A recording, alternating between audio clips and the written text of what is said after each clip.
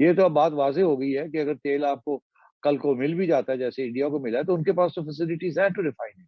Europe के पास भी है, मगर कोई इस रीजन में कोई ऐसी फैसिलिटी नहीं है कि उसको रिफाइन करके आपसे लिया जाए। यूरोप में जो मुल्क रशिया से ऑयल ले रहे हैं वो साल से उनके पास रिफाइनरीज हैं जो रशिया के ऑयल को रिफाइन करके फिर वहां जा रहा है। गैस इंडिया अगर ले रहा है तो इंडिया के पास, और इंडिया बहुत थोड़ा ले रहा है, बहुत ज्यादा नहीं ले रहा, ठीक है, जितना भी ले रहा है रशिया से, तो रशिया का जी वो उनके पास रिफाइनरी वो है जो मौजूद है, जो रशियन ऑयल को, मैंने आपसे कहा ना कि हर ऑयल की अलग किस्म की रिफाइनरीज हैं। पाकिस्तान में कोई रिफाइनरी नहीं है जो रशियन ऑयल को रिफाइन कर सके। तो अगर हमने रशिया से ऑयल लेना होगा तो पहले में बहुत बड़ी बड़ी रिफाइनरियां बनानी होंगी।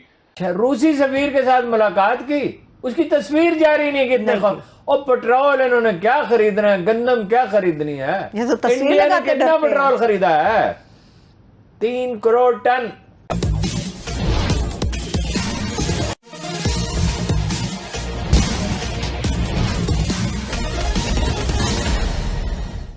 यूराल ऑयल जो है, जहाँ जो कि मेन उनकी सोर्स ऑफ सप्लाई है, उसकी रिफाइनिंग कैपेसिटी जो है वो हमारे पास नहीं है उसको रिफाइन करने की। ये तो अब बात वाज़ेह हो गई है कि अगर तेल आपको कल को मिल भी जाता है, जैसे इंडिया को मिला है, तो उनके पास तो फैसिलिटीज़ हैं टू रिफाइन इट। यूरोप के पास भी है, मगर कोई इस रीजन में कोई ऐसी फैसिलिटी नहीं है कि उसको रिफाइन करके आपसे लिया जाए। यूरोप में जो मुल्क रशिया से ऑयल ले रहे हैं वो साल से उनके पास रिफाइनरीज हैं जो रशिया के ऑयल को रिफाइन करके फिर वहां जा रहा है। गैस इंडिया अगर ले रहा है तो इंडिया के पास, और इंडिया बहुत थोड़ा ले रहा है, बहुत ज्यादा नहीं ले रहा, ठीक है, जितना भी ले रहा है रशिया से, तो रशिया का जी वो उनके पास रिफाइनरी वो है जो मौजूद है, जो रशियन ऑयल को, मैंने आपसे कहा ना कि हर ऑयल की अलग किस्म की रिफाइनरीज हैं। पाकिस्तान में कोई रिफाइनरी नहीं है जो रशियन ऑयल को रिफाइन कर सके। रशियन ऑयल की रिफाइनरी हमारे पास नहीं है, तो उसका तरीकाकार मुख्तलिफ होता है। रिफाइनरी तामीर नहीं है ना, उसको रिफाइन करने का तरीका अलग है। हम जिस तरह से ब्रेंट ऑयल को लेते हैं और फिर अपनी रिफाइनरी में से रिफाइन करके उसको पेट्रोल पंप्स को देते हैं, पाइपलाइंस में जाता है, सप्लाई करते हैं। हमने कभी रशिया से ऑयल नहीं लिया, तो हमने चूंकि रशिया से ऑयल कभी नहीं लिया, तो हमने वो रिफाइनरीज ही तामीर नहीं की जो रशियन क्रूड ऑयल को रिफाइन कर सकें। तो अगर हमने रशिया से ऑयल लेना होगा तो पहले में बहुत बड़ी बड़ी रिफाइनरियां बनानी होंगी, और फिर वो ऑयल, मेरे ख्याल से मैं बात समझा रहा हूं, हमने वो हम नहीं ले सकते रशिया को। ऐसे नहीं रशिया से हमने ऑयल ले लिया तो रशिया ने ऑयल दिया तो हमने पेट्रोल पंपों में दे दिया और कारखाने चलाने शुरू कर दिए, ऐसा नहीं हो सकता। उसके लिए रिफाइनरी, उसके लिए अलग रिफाइनरी, बिल्कुल। हम हैं ब्रेंट ऑयल, या हम उस ब्रेंट ऑयल या वो जो अरब स्वीट है, ठीक है ना, यानी जो मिडिल ईस्ट का ऑयल है, या वो ऑयल जो ब्रेंट ऑयल है, जो दुनिया भर में जो चल रही होती है, क्रूड ऑयल। क्रूड ऑयल की मुख्तलिफ किस्में हैं ना, ठीक है, ठीक है। तो हमारे पास ये इतना आसान नहीं है कहना कि रशिया से ऑयल आ गया तो आके फौरन ही जो है हमारी पाइपलाइनों में आ गया, उनके 4-5 टैंकर आ गए और पाइपलाइनों में तेल चलना शुरू हो गया और पेट्रोल पंपों में आ गया। ऐसा हो नहीं सकता। रूसी सफीर के साथ मुलाकात की, उसकी तस्वीर जारी नहीं कितने और पेट्रोल इन्होंने क्या खरीदना है, गंदम क्या खरीदनी है। इंडिया ने कितना पेट्रोल खरीदा है? 3 करोड़ टन। अभी 2 करोड़ टन और खरीद रहे। 30% कम का क्या मतलब है? $5-7 बिलियन उन्होंने बचा लिए, और हम अगर $5-6 बिलियन के लिए हम सजदा रेज हुए IMF के सामने, और हम पूरे 6-6.5 बिलियन उनसे तेल लेके बचा। ठीक है ना, क्रूड ऑयल को आप हमेशा रिफाइनरी एक रिफाइन करते हैं उसमें, ठीक।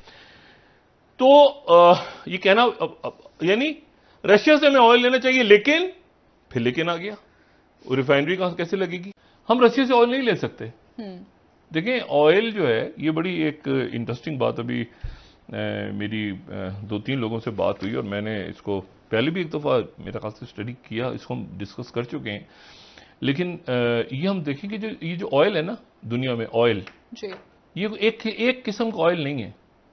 एक है जिसको हम कहते हैं ब्रेंट ऑयल।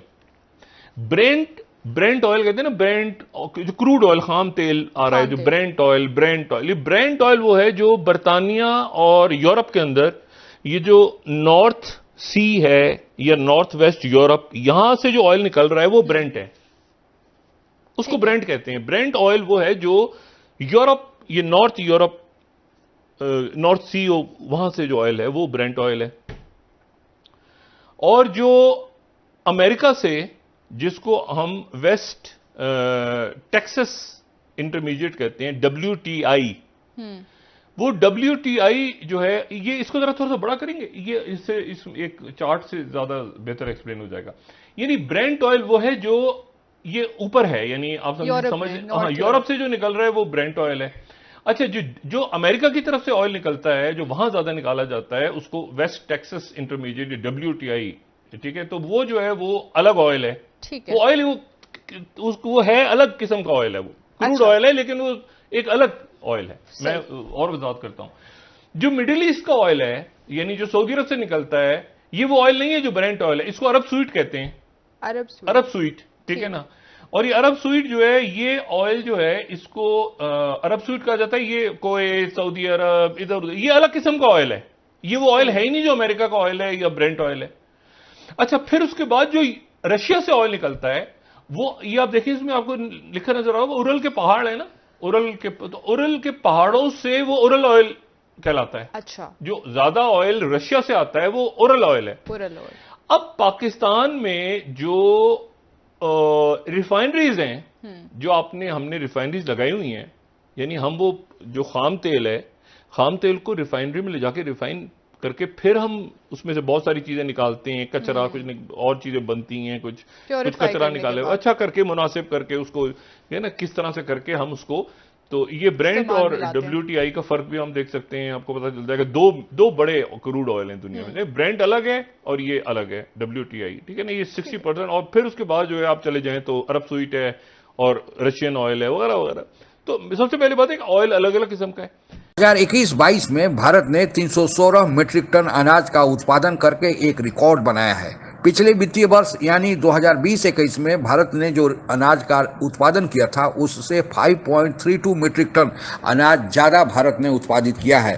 और भारत में लगातार अनाज उत्पादन की क्षमता बढ़ते जा रही है, और यही कारण है कि इसी के बल पर भारत ने पूरी दुनिया को यह कहा है कि अगर WTO परमिशन दे तो फिर भारत पूरी दुनिया को अनाज खिला सकता है, भुखमरी से मिटा सकता है। और यह कहने की जरूरत तब पड़ी जब अमेरिकी राष्ट्रपति ने भारत के प्रधानमंत्री के साथ अभी हाल में हुई वार्ता के दौरान यह चिंता प्रकट की थी कि अगर रूस यूक्रेन का युद्ध लंबा चला तो फिर पूरी दुनिया में अनाज का संकट पैदा हो सकता है, क्योंकि रूस और यूक्रेन दो ऐसे देश हैं जो पूरी दुनिया का, विशेषकर गेहूं की आपूर्ति 30% करते थे। चूंकि इन दोनों देशों में युद्ध चल रहा है, इसलिए अनाज का संकट गहराते जा रहा था। लेकिन भारत के प्रधानमंत्री ने यह कहकर कि भारत पूरे विश्व को अनाज खिला सकता है, पूरे दुनिया के लिए यह चिंता खत्म कर दी है। यह भारत के बढ़ते प्रभाव का एक प्रमाण है कि जैसे कोरोना काल में पूरी दुनिया दवाइयों के लिए जूझ रही थी, तो भारत ने न केवल वैक्सीन बल्कि और सारी दवाइयां, पैरासीटामोल से लेकर अन्य दवाइयां भारत ने जिस तरह पूरी दुनिया को दिया, उसी तरह अब रूस यूक्रेन संकट के दौरान भारत ने अनाज के बारे में कहकर यह पूरी दुनिया को एक तरह से झकझोर दिया है कि आज भारत क्या है।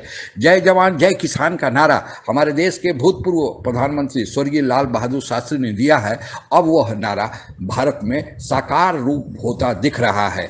भारत सरकार में चाहे कोई भी सरकारें हों, किसानों के सुरक्षा के लिए हमेशा सकारात्मक कदम उठाए हैं। जब से यह मोदी सरकार आई है, उसने यह कार्य और तेज कर दिया है। चाहे 6,000 रुपया हो किसानों के खाते में प्रत्येक साल डायरेक्ट भेजना हो, कृषि बीमा योजना हो, या मिनिमम सपोर्ट प्राइस में लगातार वृद्धि हो, या गन्ना के उत्पादकों का बकाये मूल्यों का भुगतान हो, आदि बहुत सारे ऐसे स्टेप हैं जो भारत सरकार ने लिए हैं। भारत सरकार ने 3 कृषि कानून भी लाया था जिससे किसानों को और मदद मिले, लेकिन किसी कारणवश कुछ उसमें त्रुटियां भी थी और कुछ राजनीतिक कारणों से वह कानून पास नहीं हो पाया। लेकिन भारत सरकार उसको संशोधित रूप में लेकर आगे आ रही है ताकि भारतीय कृषि को बल मिले और छोटे काश्तकार जो चंगुल में फंस जाते हैं दूसरे काश्तकारों के और उनसे कर्ज ले लेते हैं और फिर कृषि का बोझ नहीं चला पाते हैं, तो उनसे मुक्ति मिले। क्योंकि अभी भी हमारे देश में कहीं कहीं ये समाचार आते रहते हैं